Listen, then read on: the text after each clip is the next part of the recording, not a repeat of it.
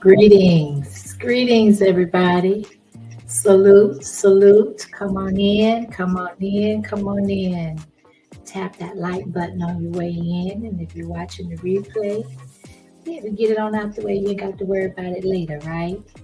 So, greetings to everybody. And the topic of discussion is the breakdown of the nuclear family.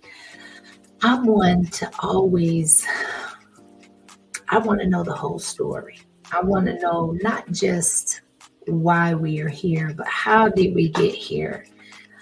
Because you can't really formulate or make logical analysis for solutions if you really don't know the origin or the history of how we got to this point currently, right?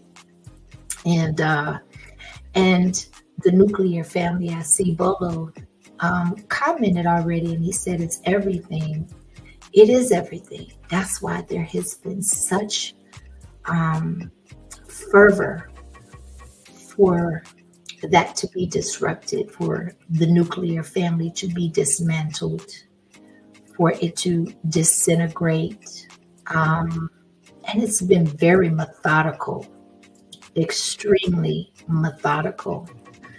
And I'm hoping that more people at least tune in, if not on the live, on the replay, because this affects everybody. You look at the rap music, you look at just the music industry as a whole, how we've been desensitized to women not being modest anymore.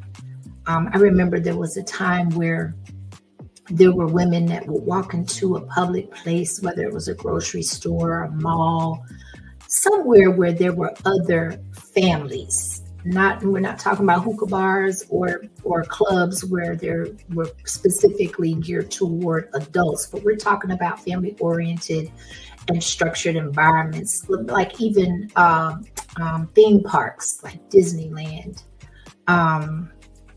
things of that nature. And people used to be mortified, or they used to be personally offended when women carried themselves and dressed in a fashion to where they showed pretty much everything they had to offer through their clothing and left nothing to the imagination. And now it's like you even have grandmas and great grandmas walking around with these tight-fitting, joggers on, workout pants, tights. There used to be such a thing as slips under dresses. There is no such thing anymore. You see through people's dresses, and I have sons. And personally, I get really irritated and offended because it's everywhere. I don't care where you go, it's everywhere. And there's a natural proclivity for males to look. You can't blame them, but why is it that we have to advertise to people we don't even know, to share something so personal and so valuable, or should be valuable? Because collectively, there doesn't seem to be a lot of value in that either. But leaving something to the imagination is what my generation always classified it as being, or they would say, you don't have to give all your business away to people that you'll never see again. What is the purpose? So what is there when you finally do get into that situation or that position where you want a family, or you want to present yourself in a manner for a particular mate that you have your eyes or your attention on, but because you've given all your secrets away prematurely, you've left nothing to the imagination, that mate may not look at you the same. They may not want you the same. It may not be reciprocated on an even playing field because there's no chastity. There's nothing that you found or find valuable to the point where It's okay to share something, to save something to share with that person that deserves it, or that earns it, or that, has earned that spot in your life that you can be vulnerable with and share those things with. Why walk outside and share it with the world? And again, not to belabor the point, however, this is so multi-layered and there are so many different weapons being used to dismantle and to just totally disintegrate, in my opinion, and annihilate the nuclear family, that we have to talk about some things and we have to bring some things to the forefront. Because the truth of the matter is, y'all, is that when you're dealing with a lot of single parent households where the mothers have to work, the fathers are absent in the homes, or if it's vice versa, right? In some cases it is. They're just not taught that. It's not being instilled into the children. And so they're going to emulate what they see. And being in the information age where we have all of these social media platforms, and there's so much detrimental information being put out, that it's raising those kids that aren't being raised at home. And so there's just a lot of information that has been lost and is being lost through the generations because of, the state of the world, of the demand of the world, the time shortening, the demands of parenting when you have a one-parent household, when it took two to procreate and bring life into this world, right? And so these things are important, and they're important to talk about. Give me just a moment, y'all.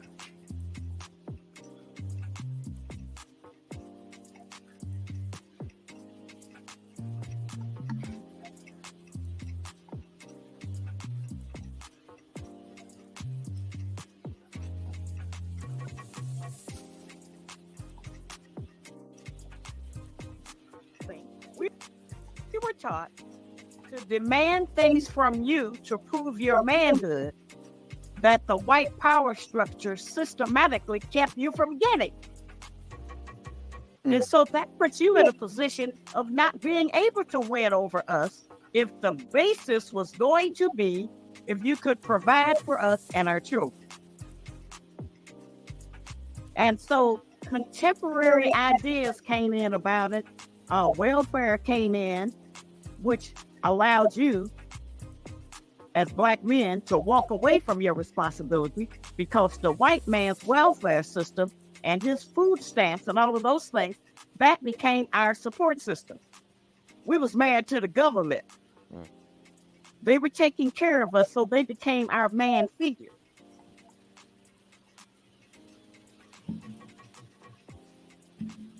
Oh, y'all, my mouse is cutting up. Hold on a second. Ooh. Now, what is this?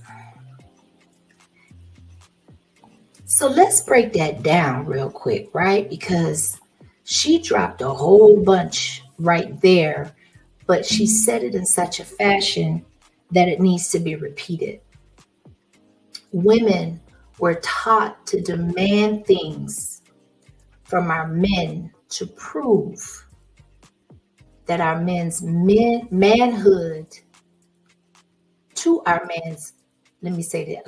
Let me rewind that. Women were taught to demand things from our men to prove your manhood that the powers that be systematically prevented you from getting.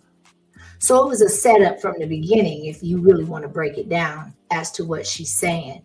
So it was intentionally constructed to where the women would our natural proclivities and our natural instincts would ask and require certain things of our mate, of our male mates, right?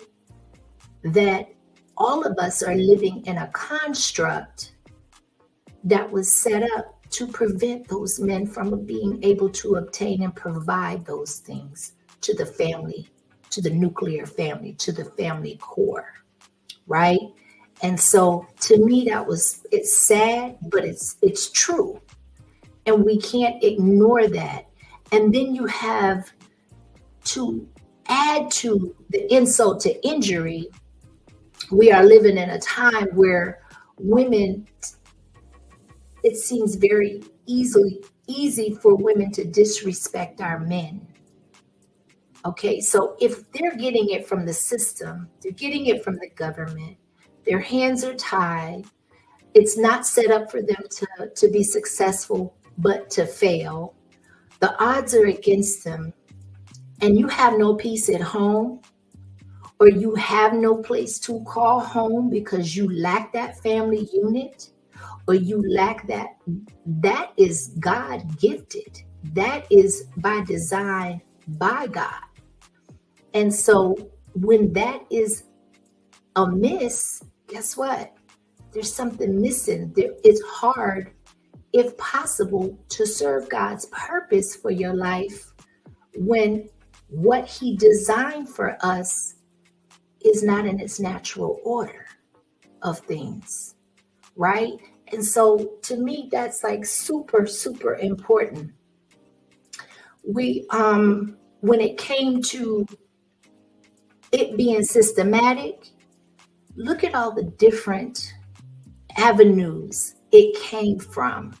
So it stems from the government, the welfare programs where they provide Section 8, they provide food stamps, they provide medical benefits to those that may, and the requirement is that they can't be a father in the home. So the government is the father. The government has become your man because that's your provider. And so therefore they have the power to tell you what to do, or they'll withdraw those, what you call benefits. We have not been in a situation where we have elders, where we have big mamas, where we have people that even are willing to sit down and have these discussions and have these conversations. Nobody's interested, or I won't say nobody, many are not interested because it doesn't yield immediate satisfaction or gratification. And we're living in a microwave ready society where we want everything here and we want it now. We don't care about 5 minutes from now. And so we're breeding an environment and a culture of single mothers, and we're talking 70%. So we want to put a number on that. We're speaking of 70%, right? And the fact of the matter is that we are having a generation or 2 generations of children that, one, halfway, if they're not raising themselves, social media and outside influences are raising them. And then you have ignorant parents having children passing on that ignorance. I give a lot of credit and credence to those that are willing to unlearn and relearn. It is argued that we don't pick who our parents are, but at some point we do become responsible for us, for thyself. And we have to take accountability. And when we know that something's wrong, or when something doesn't make sense, or when something lacks logic, that we seek out what is logical, what does make sense, what rings true. And if nothing else, what rings more true than our previous, what our previous journey taught us. I want to show y'all something. Look at the look in her face. I don't know what y'all see, but I can tell you what I see. if you care to hear it. And if you don't, I'm going to say it anyway. But I see a woman with vision. I see a woman with wisdom. And I see a woman of certainty because she is connected to the God in her. And she is serving her purpose. And there's not a shadow of a doubt in anything that she says, because it is through a power that is working through her that she recognizes, that she trusts, that she yields to, and that she's convicted in. I just looked to the side, and on my other monitor, I saw where I stopped this expression, and to me that speaks volumes, in addition to the power of her words, right? And she's very direct, which I appreciate and I also respect. But much love, peace, and blessings to everybody, and peace.